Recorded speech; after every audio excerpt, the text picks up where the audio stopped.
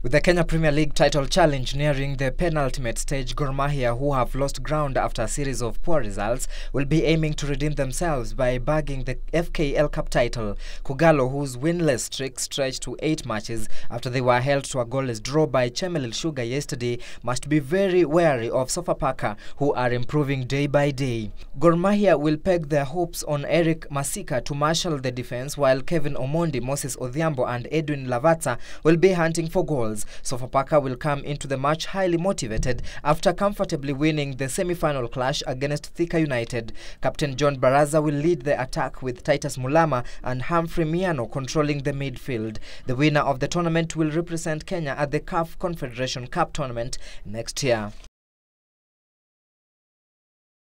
A total of 16 players trained today at Kasarani under the watchful eye of assistant coach Leonard Saleh ahead of their must-win pre-World Cup qualifier against Seychelles. 3 AFC Leopards players and 1 from KCB linked up with the team in their morning training session. Saleh says the midweek and weekend KPL fixtures are gravely interfering with their training program. However, the coach says there are no plans to adjust the training program, considering the match is very important to Kenya in their bid to qualify for the group stages.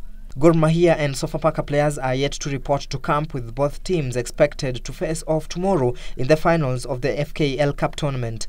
Meanwhile, Harambee Stars will break camp tomorrow to allow players link up with their respective clubs ahead of the KPL weekend fixtures. The winner of the match between Kenya and Seychelles will join Group F of the 2014 World Cup qualifiers, that is Nigeria, Malawi, and the winner between Namibia and Djibouti.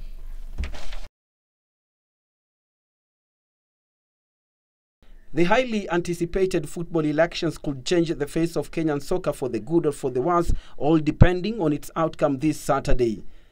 Transparent and credible results at the polls will put a deserving candidate into the office who will steer Kenya to greater footballing heights. So as to have a fair and transparent voting process, a local IT company, Osano and Associates, is proposing the adaptation of e-voting. Innovative system which was developed by young, talented Kenyans to try and sort out the problems that we are currently seeing in the country.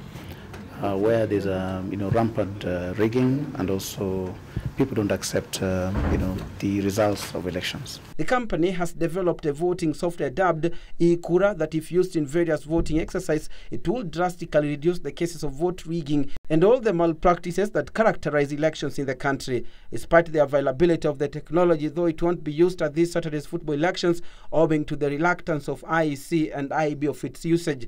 We were ready to assist IEB to do the elections for football in this country, and it was actually going to be foolproof, where nobody would actually be in a position to rig elections. The all-inclusive football elections are scheduled to be held this Saturday, the October 29th, with the National Tallying Center being at the Nyayo National Stadium here in Nairobi. Bernard Okumu, The Sport at 9.